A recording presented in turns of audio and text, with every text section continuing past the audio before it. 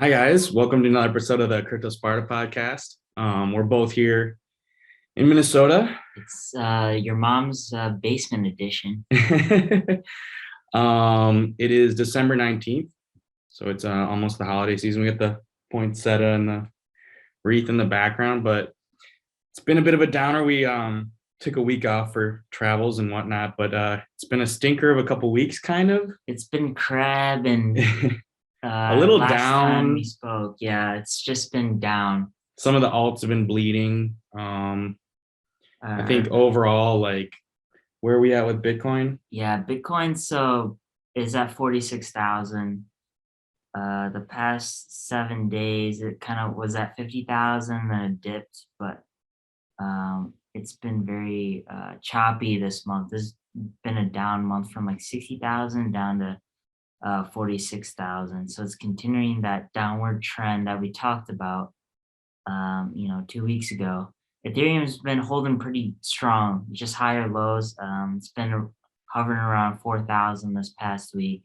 It's like not as like the mid 3000s, and like I haven't really checked the ETH Bitcoin chart, but I would suspect that it's kind of, well, I mean, Ethereum above four, and I feel like if you get these feelings where now you're settling into these ranges where Ethereum around 4 and like Bitcoin around 50K are kind of like resistance levels that we're looking at.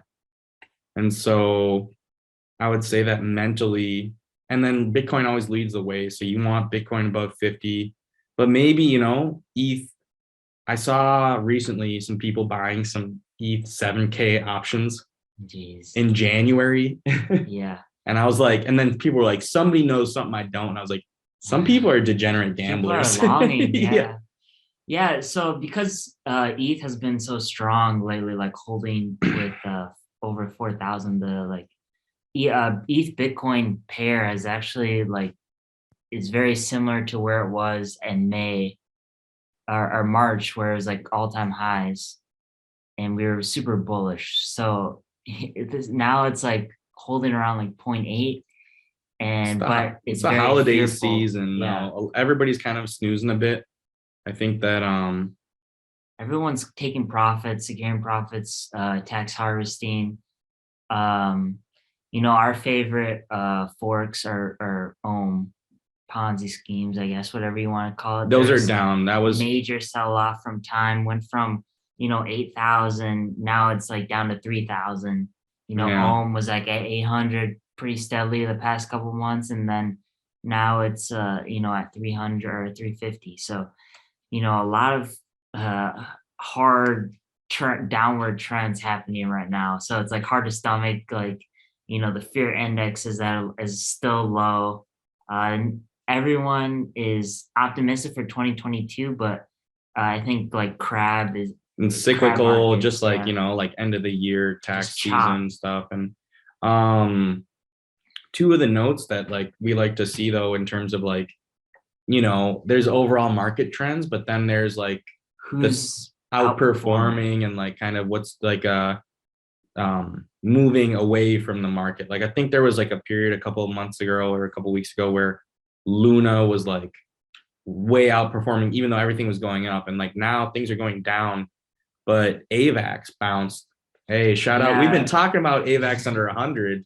Yeah, I hope you listened. We say AAVEX to 100 is not financial advice. The easiest call one can make. Yeah. But during these past 2 weeks of downward trending, two coins really stand out that have actually like gone up, and that's Luna. It's 14-day trend. It's been up 14%. Last 30 days, it's been up 80%. So Luna's been pretty strong. AAVEX has also been strong. This past week was like the only mover in the top 100. So you get like, if you bought like this week on Monday, it was at its low 75 or 80, and now it's at 110. So that's a good 40%. Not the only mover, but because I got another one that I'm going to talk about. But one of the funny things that I saw on Twitter was okay, like, so what does Luna do besides make me money? I think I should actually read about it. And honestly, like, I feel like there's like an AAVEX that I've been in, and then there's like Ethereum, but these are like, like kind of tier 2, the L2 or whatever you want to call them. And then there's Luna, and I just personally don't know. If anybody out there wants to hit me up and actually explain it, I know I had a friend from college, Omar, who was shilling it hard like a while back. And I saw another tweet that I wanted to mention where people were like, there's the term Solunavax. And then what they said was Solunavax is the next FANG. And so Solana, Luna, which is Terra Luna. Yeah. And then AAVEX, which is Avalanche, is the next FANG, which is Facebook, Apple, Amazon, Netflix, and Google.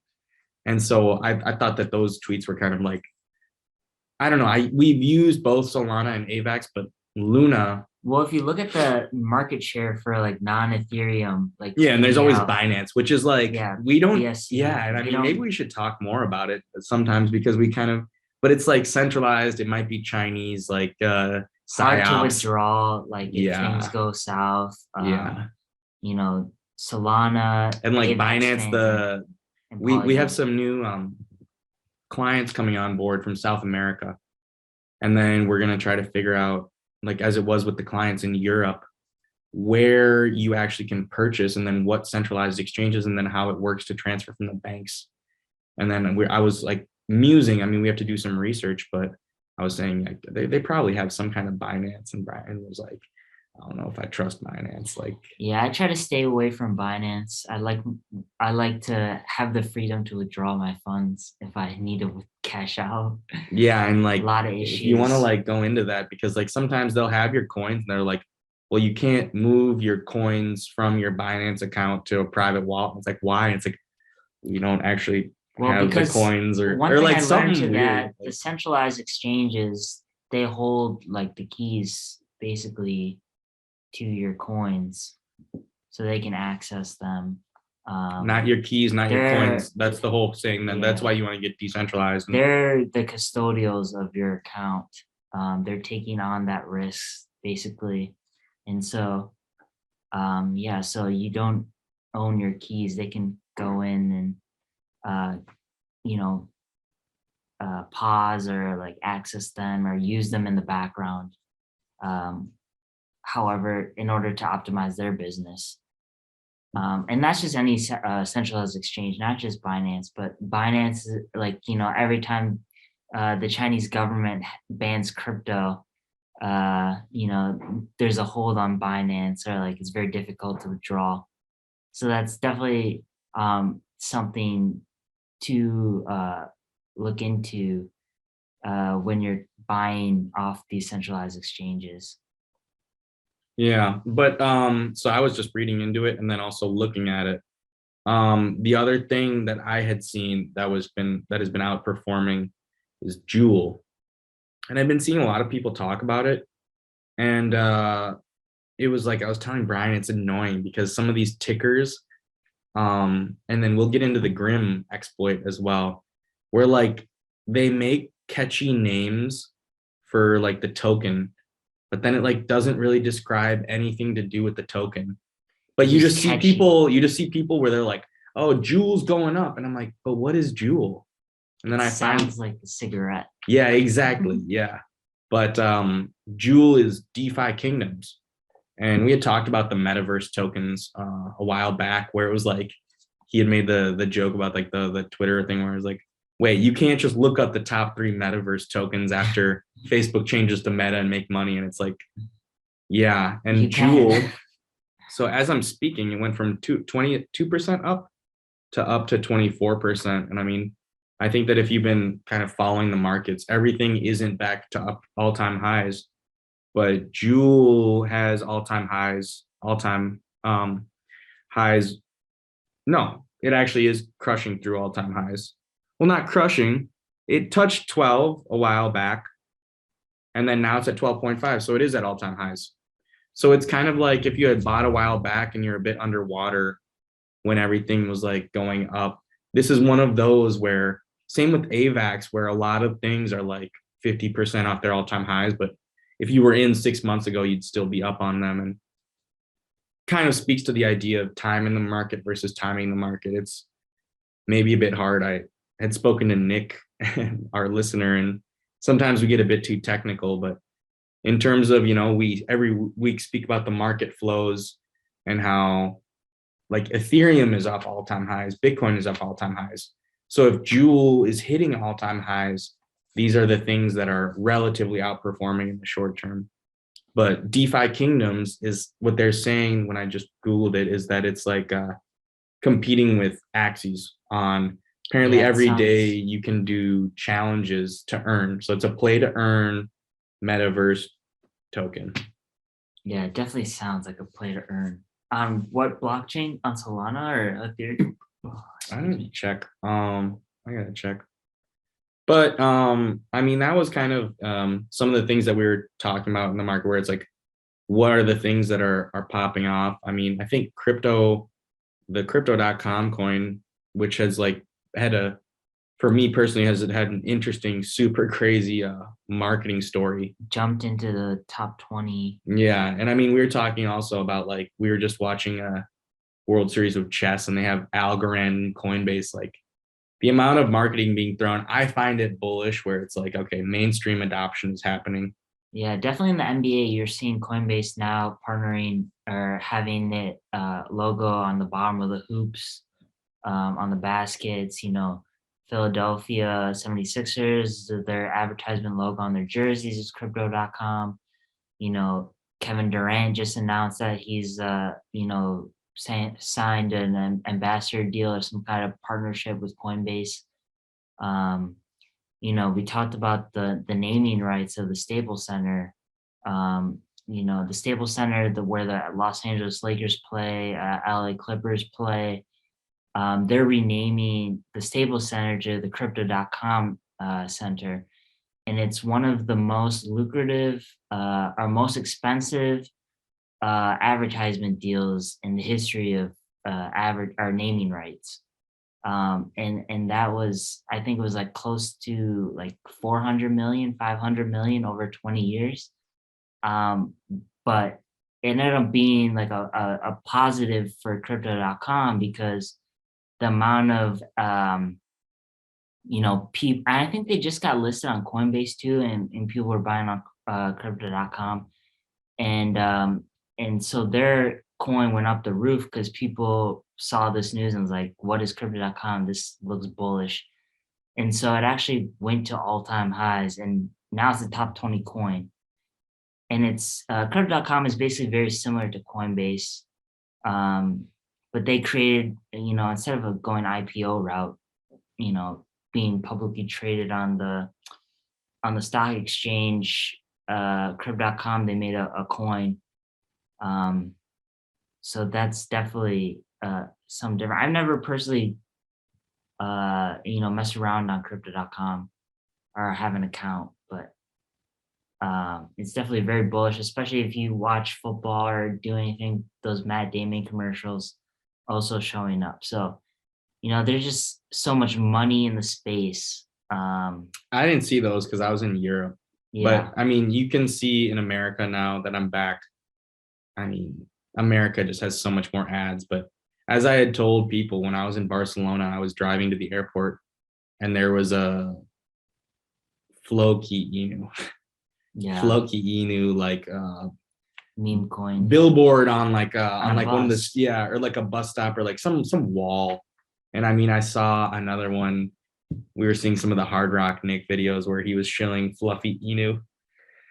I mean, there was another one recently. There's a lot of this is where like some of the OG crypto people are just like not that I'd include myself, at least in terms of investing, but it's like, oh man, like I miss the days when it wasn't incredibly cringe. Like Melania Trump is doing the NFTs of her eyes. Soul. Yeah, on Soul too. Yeah. And there's a funny, I mean, this is a bug, but like there's a bug where it viewed the royalty fee, and the royalty fee showed as 100%. They're like, what? Like all the money if I sell it, but it was a bug. So I think it was. It was showing 10%. It was showing that like 100% of the 10% goes to her instead of to some third-party exchange or something. No, they're saying the resale, if you sold Sol, the royalties that you have to pay to the owner to resell was 100%. So you'd make no money Yeah. if you resold. Well, that was how people read it, but they read it incorrectly. Or I think, yeah, it was a bug where for a while it said But it wrong. it was like 10%. Yeah, the actual yeah, number. But yeah. I don't know. I don't want to see Melania's Trump size. I mean, they were just dumb. It was just dumb. It's like there's a lot of just cash grabs out there. That wasn't even the main one that I was thinking of. Yeah. There was another cringe one where it was like a lot of celebrities doing really dumb NFTs, and it's just cringe.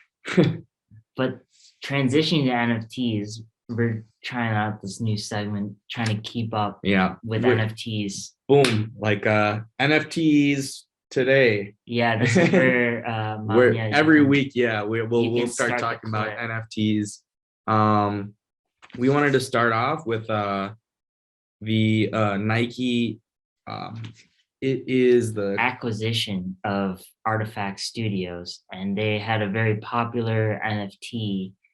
And so if you've seen Artifact Studios, they have their NFT product is called Clone X, but they also do really good, artwork of the, Nikes like Jordans, and like pretty good representation of their artwork and making it in the digital space. So that was a big news. And after that news, the Clone X floor just went up crazy. Like you'd seen 50 ETH buys for Clone X. And I mean, they're just basically, like anime looking characters with different traits. They have, I'd say they're pretty kind of like Japanese, like graffiti-ish, like Murakami kind of stuff, and streetwear inspired for sure.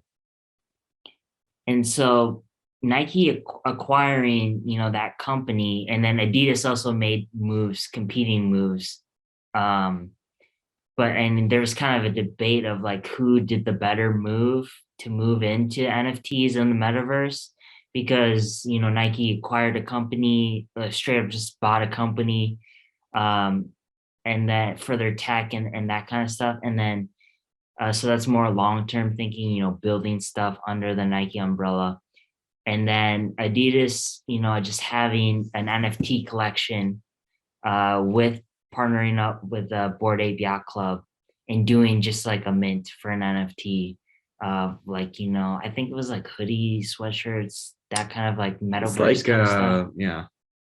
And so it was funny too. So they had a pre-sale for like Bored Ape Yacht Club, owners, and they had issues with their site. And, and the mint price was like 0.2 ETH. And they did it on the Adidas site, they, made an interface connecting the blockchain. I did the minting through their site, and, like all, projects, sometimes the mint doesn't always go through. And so there was a huge like problem with the minting, and people were complaining. And it was funny, they went to Adidas tech support or customer service, which they usually get for shoe orders or like, wrong shoes, and people asking for, what's wrong, my mint didn't go through, and they have no technical background. Can you talk to Ethereum and get my return and refund? All right, do you think it's a good idea to contact Ethereum customer support? And they're like, yeah, that sounds like a good idea. Oh yeah, and then they were talking about how that dude probably got fired, where it's kind of cruel because if you have a failed transaction, it became a meme, and that's like really bad customer service. Yeah. That guy just wants to get rid of that person to like stop talking to them. But you try to mint and it doesn't happen, but you still sent the transaction, and then your Ethereum it's like, disappears. Where's my NFT? I paid money for. What's like, oh, your transaction failed. Boom, you're out like hundreds of dollars. It's $800 basically, 0.2 ETH. And so so it's like different games, and you see major companies going into the crypto space. And what happened last week too, you had all these major companies like Budweiser have an ETH address, NFTs. White Castle bought a CHAM, White Castle, see him. And then hilarious. Pepsi and Meta, they had this, Twitter crypto exchange, like GM, good morning. Like, we are going to make it. Put it to zero, everything to zero. And so it was like really cringe for, the crypto community. The worst one was, that was what they said with the ohm rebases.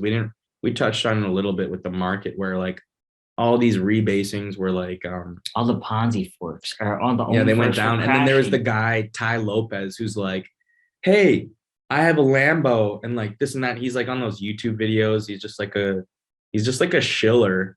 And then they were doing, I saw a really funny tweet where it was like, this is a shill, like a cringe turducken, where Ty Lopez, the guy who does like the YouTube ads to try to make money, was like partnering with Radio Shack to do a decentralized exchange. And then they had like NFTs. Then they partnered with Verizon. What? And it was like the cringiest, like, okay. Radio Shack still exists. It was like a cringe shiller. Basically like a guy who does YouTube ads being like, let me tell you how to like just pay like $8. And then it was like a dumb decentralized exchange where they were exchanging, like the decentralized exchange is like Uniswap exchange coins and they have like large volume. But now, like for Are You Generous, for Rug, or for Snowdog, which we had talked about, like you can make decentralized exchanges for just like to exchange like a few assets. Yeah. And so it was like a really dumb exchange. And then also they were like, and also we're adding like a few NFTs. And it was like the NFTs were so dumb and they were trying to get hype. And literally like the actual NFT purchasers are just like hated it. And like, this is getting really dumb. And when corporation, that's what I'm kind of like I'm kind of hesitant on the metaverse, is because like all these corporations will want their piece and they want to monetize it. But they don't have the know-how, and it's going to be really well, you cringe. can hire people, or you can buy companies, you can acquire companies to way or another. I believe in this is like the argument at the end of the day where it's like, is decentralization going to happen? But then at the end, are you just trading old centralized powers for new centralized powers where it's like, oh, cool. Like, I don't trust Jamie Dimon anymore for all of the old school finance people. But at the end of the day, there's a new class of just like, oh, cool. Just repackage them a bit more hip in crypto. And then you're ending up, but is the centralization even larger than before? But I think like the heart of crypto was like to be decentralized and like not mainstream, and like having these companies invade the metaverse kind of just, kills the whole thing, like makes it the whole thing cringe. So that's why I'm kind of hesitant on the metaverse, where it's like, I don't want Nike. I don't want ads to invade the metaverse. Like they're already putting, sexual assault laws in the metaverse. You can't grope people. I saw that was the big, like that some girl was like, someone groped me in the metaverse, and then someone responded where it was like, no, somebody responded where it was like, I got teabagged in Halo. Yeah, so like, but are there human rights laws in the metaverse? Like that poses the question. Oh man, that makes me think of if you guys have seen Raven Quest with the guy from It's Always Sunny, Ron McElhaney, where Mythic Quest, where they're like, you give him a shovel to be able to edit the world, and he's like, it's a rule where eventually, like, if you let people do stuff and build things, like, how much time they're gonna make penises? they're gonna dig a dick. Yeah, they're gonna build a dick.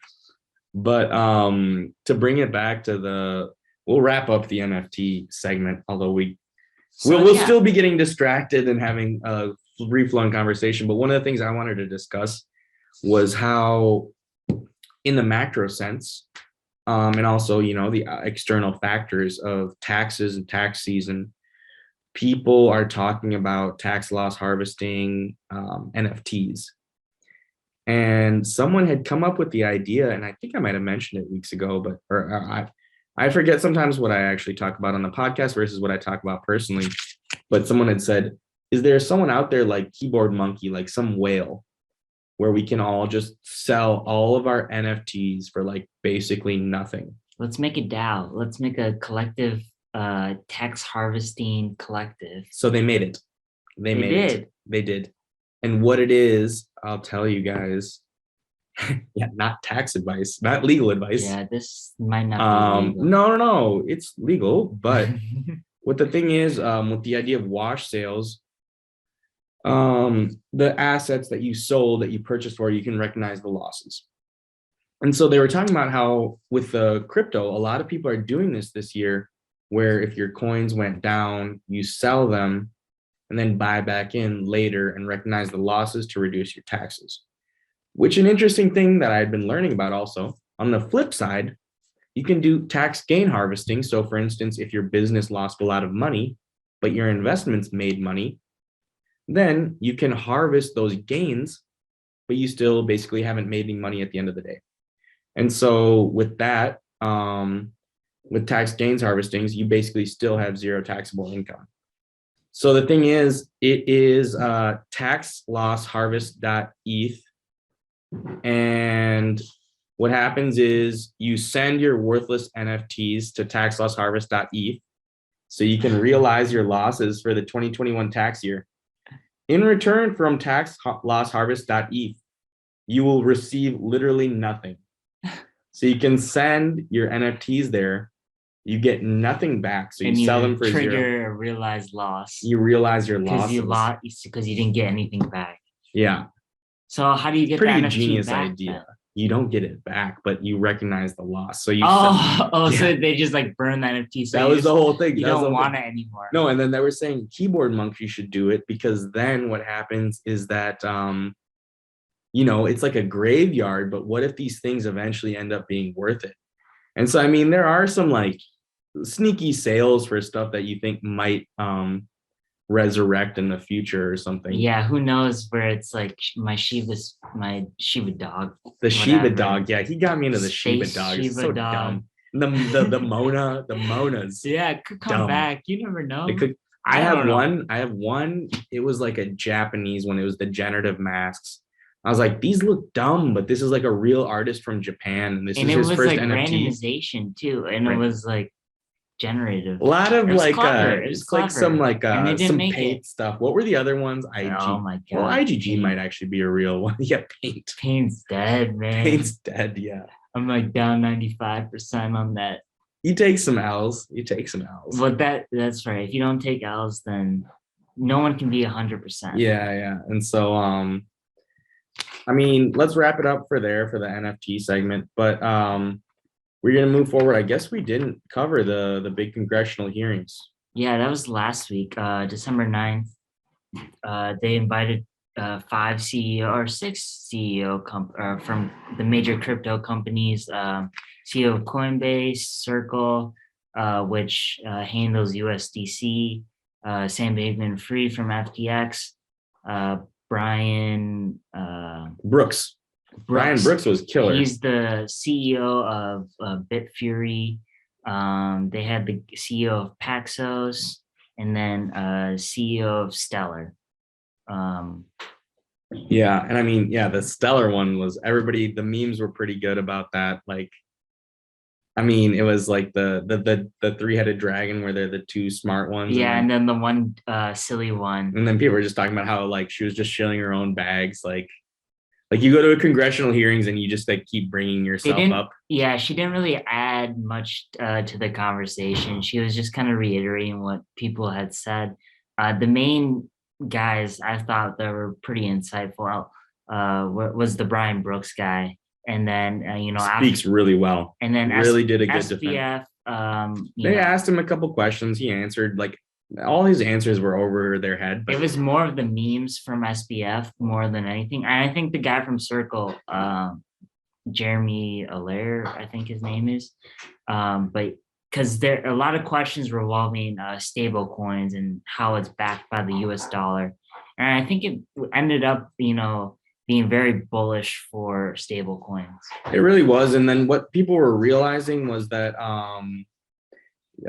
basically like the government is like thinking that it's like a big opportunity, but also a threat to the dollar. And so then there were some people who were just like, oh, this is gonna threaten the dollar, Hey, I just It's not on my card. oh.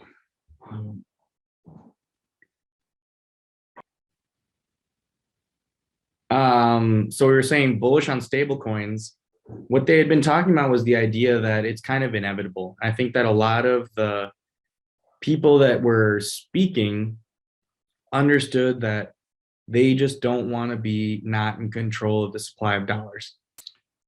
So there were a lot of questions about the idea of having federally insured stablecoin issuers so that anybody issuing stablecoins is under the purview of the government rather than having Tether be kind of like or USDC, for example.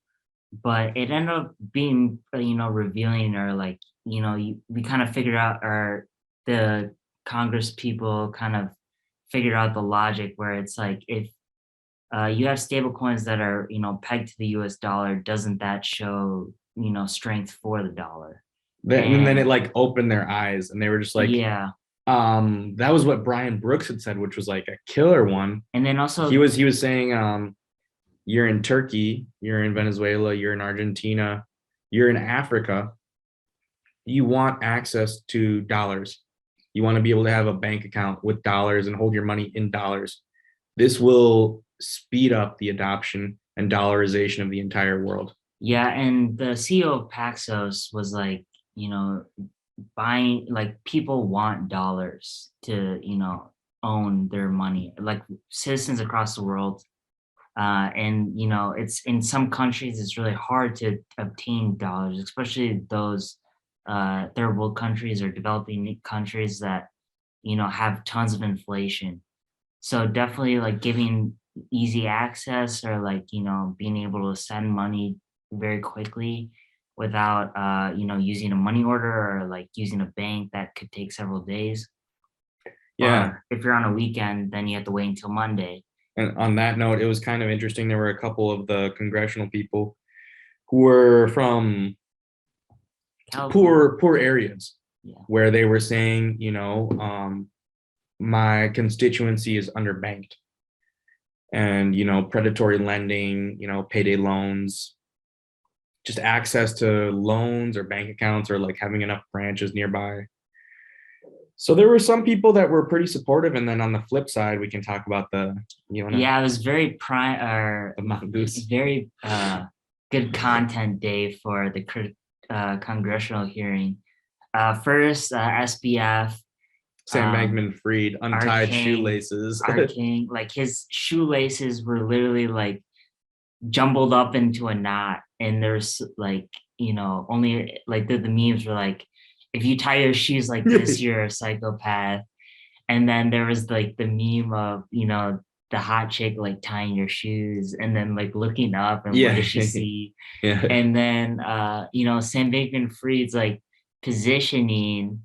He was like this. He was in the gamer. It was like perfect. Like he's got his hand on the mouse, and then ASW, WAD, for direction, and then he has his hand on the mouse. Oh, yeah. And then Larry Sersnack tweeted like, you may not like this, but this is what peak performance looks like. Everyone's like, this is my king. Like, there's a lot of memes about him being like, honestly, the guy just naturally is not used to not staring at charts while playing League of Legends. So his hands are in an awkward position. And it wasn't awkward. It definitely was the gamer position. Said this was like very subconscious. Like he did not plan to do it. He just like subconsciously did it. But I saw the photos of him doing that, and it was like, and they were joking that he's like in the League of Legends, like, all right, I'll go mid. Who's gonna take the dragon? No bullshit. Who's jungling? Let's gank. No. I'm gonna have to solo this lane. So that was like one of the meme contents. And then this one boomer senator from our congressman from California. This is before the clip though. The idea is like, we were talking about that it was pretty bullish, where a lot of the people were kind of open to it. But then on the flip side, honestly, it felt almost really transparent that these guys are like in the pocket of some interests where they're like, we don't know, this could hurt the dollar, or like.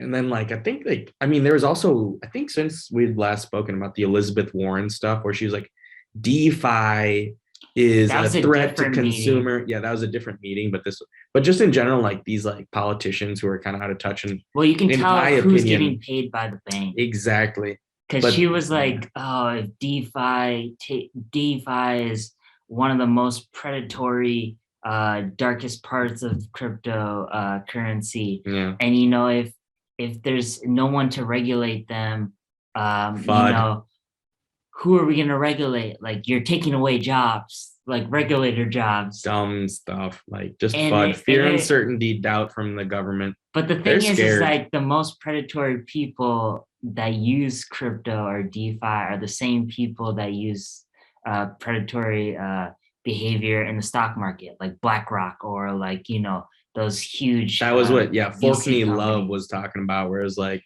man, if you want to regulate us, just go back to like getting insider traded by like Citadel. Yeah, Nancy and getting Pelosi's front mad run. that she can't do any insider trading in the crypto market. Yeah. That's why they want it to be regulated. So she can get some information or like, all the senators.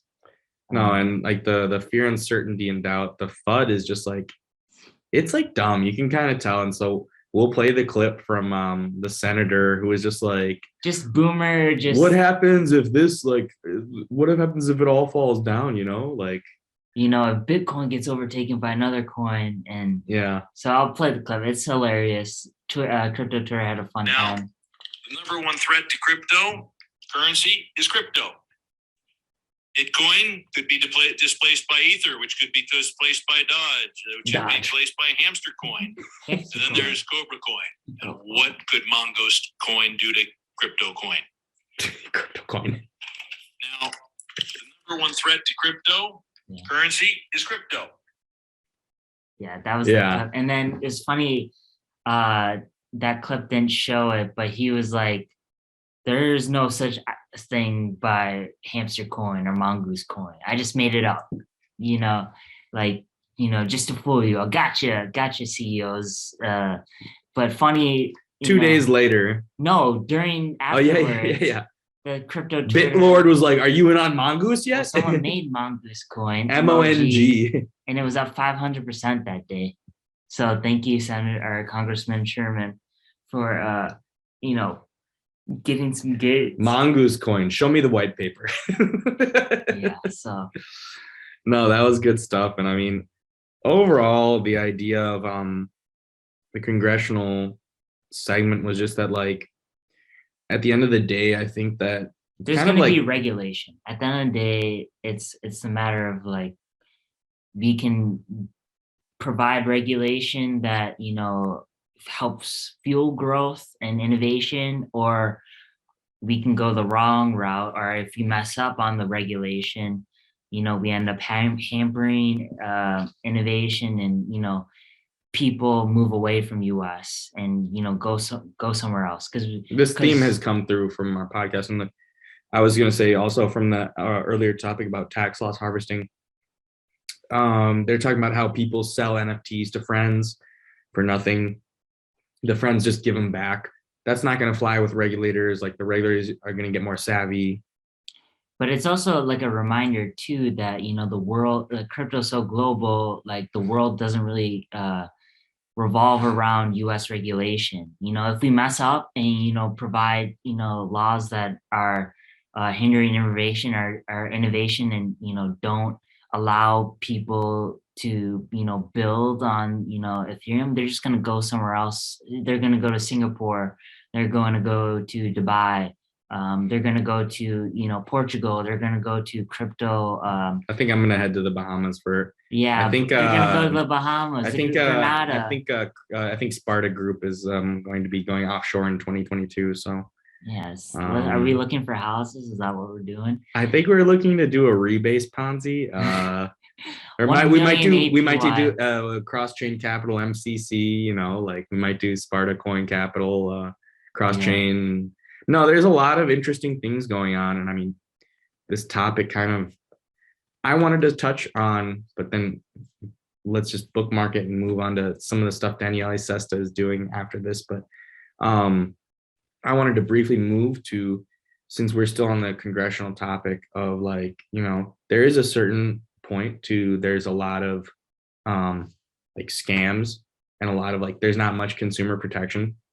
And I was talking to Brian. I wanted to talk about scammers because, like, for instance, my Twitter and also in other places, I'm getting scammers being like, Discord, please DM me. DMs Hey, are acting like a support. I have a MetaMask. Can you send me my? And it's like every week some Bored Ape gets stolen because some idiot like doesn't understand like or like gives away their seed phrase or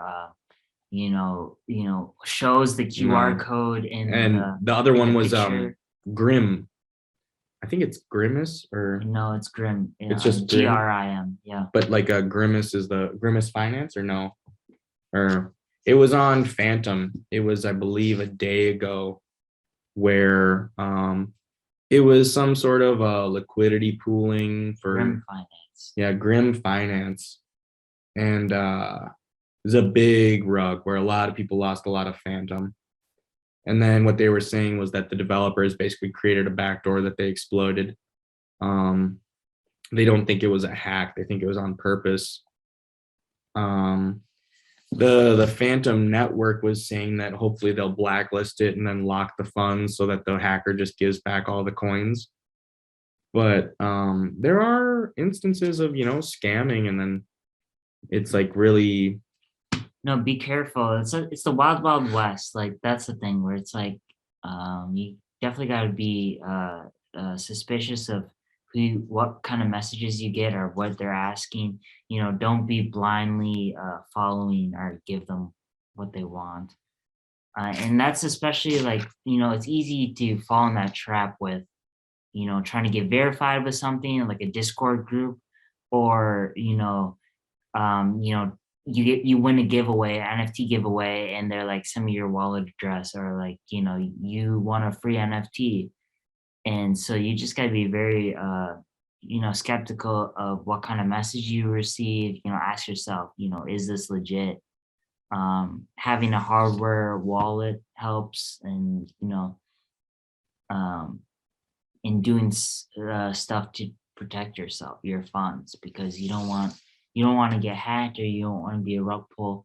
And there's ways to if you get leveraged, it's interesting how the US, some of the laws ended up screwing over people because people missing out on like 5-figure airdrops, I would have gotten $50,000 from DYDX, but I didn't get it, which interesting little note. Also, MetaMask might do an airdrop. I hear some whisperings in the wind. There's some whispers. Yeah, there's some up only stuff. We could do an up only update. This could be like a little also brief little clip. Up only, really, it's like almost like we're trying to swim in the wake a little bit, because that's where a lot of the good interviews are being done. And then going forward, they'll have Daniele Sesta, they'll have Tetranode, they'll have OmZeus.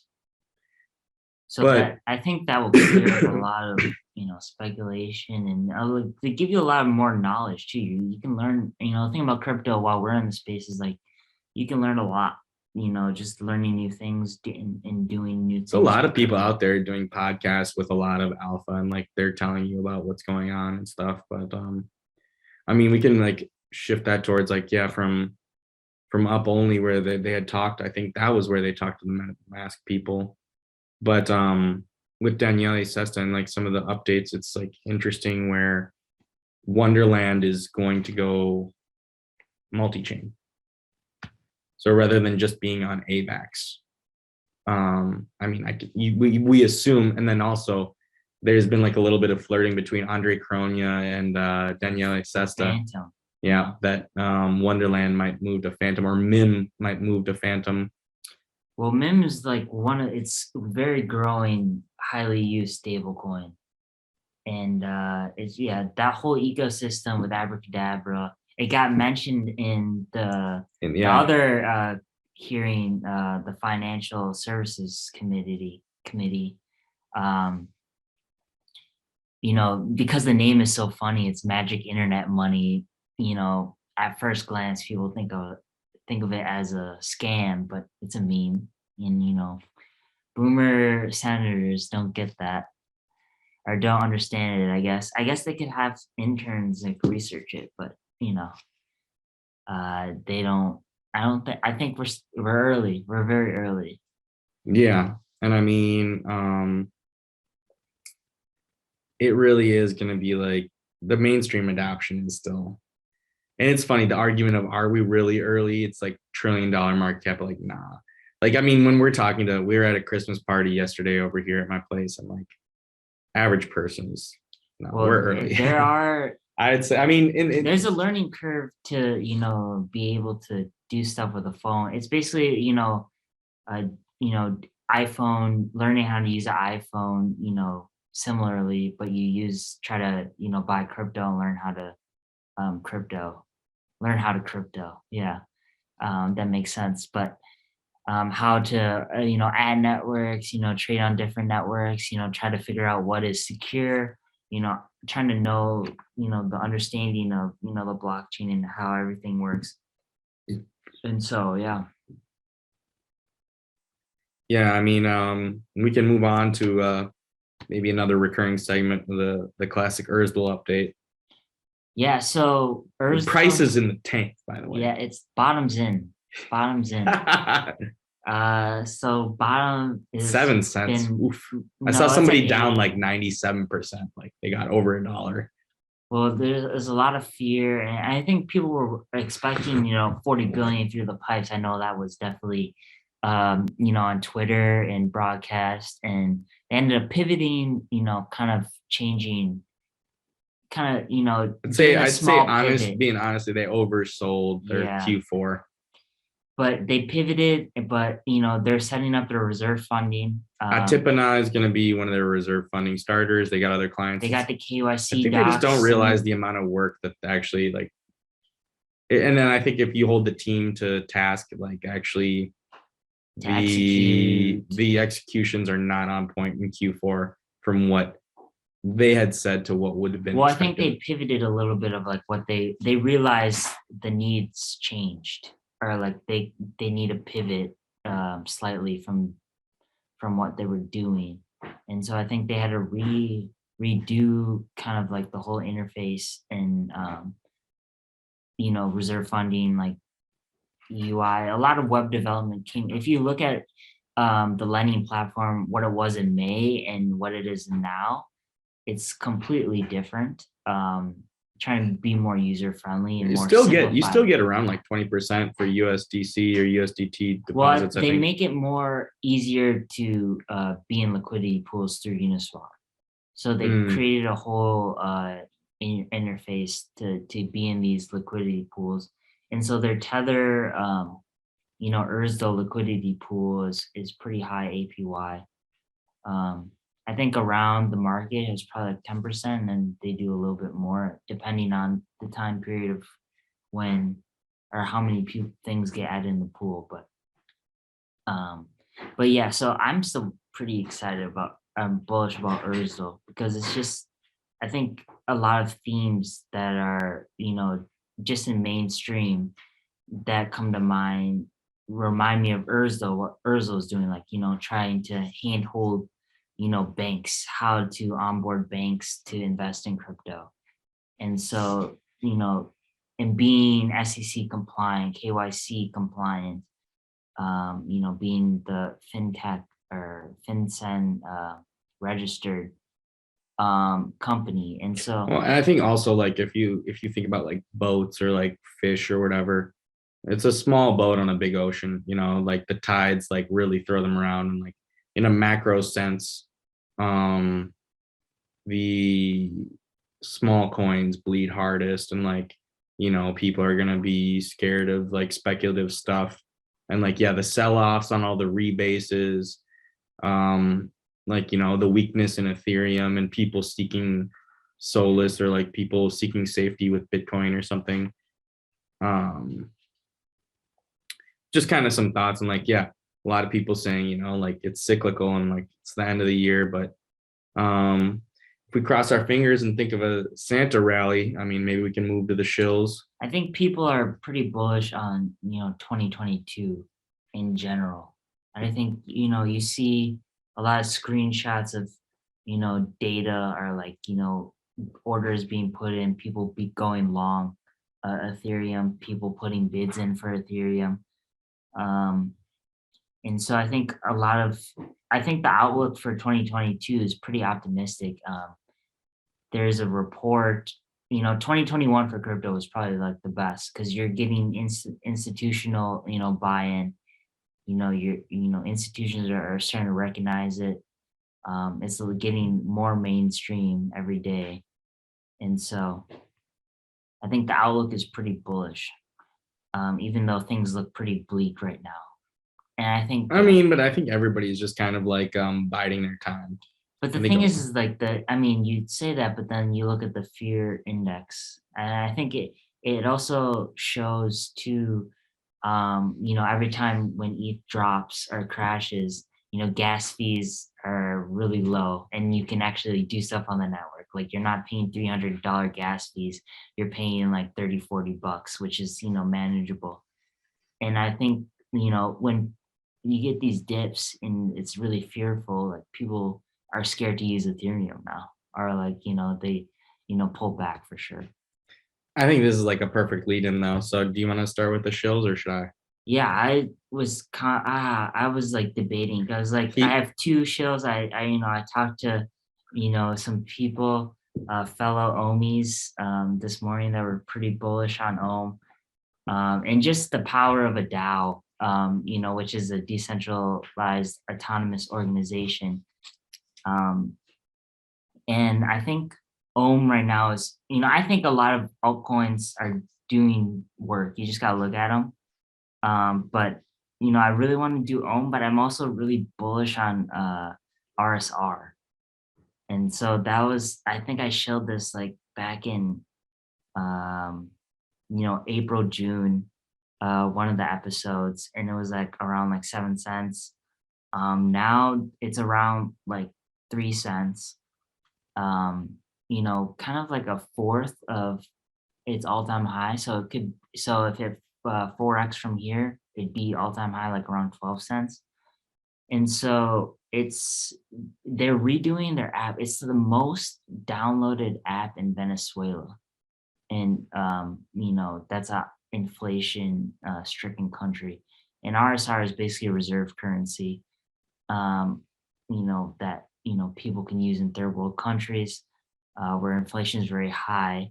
And they're partnering with McDonald's and Burger King, where it's like if you use RSR to buy McDonald's in Venezuela, you get 10% cash back, or some kind of deals with that with Burger King and McDonald's in Venezuela. And so they're building stuff. They're about to launch their main net at the end of the year, so it's about to go live. And I think I was RSR like I bought RSR when I bought Paint. And like sometimes you're like, I don't even know what these things really are. But like, yeah, again, like I was on Twitter getting into RSR because I was just trying to get deep into like whatever shitcoin I could get.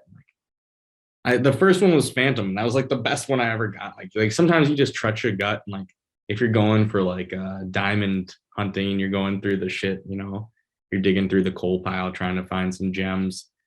RSR did pretty well for me. And then what I was going to say was that I saw a lot of people talking about it in Spanish, and like my Twitter is all English, but like if you see RSR in Venezuela, yeah, like more than TikTok, more than Facebook or Twitter. So it's like there's a need in third world countries. Like it's crazy that this is the most downloaded app in Venezuela, where inflation is ridiculous and there's so much corruption. So, they're definitely RSR is something to look out for. But I'm also really bullish in Ohm.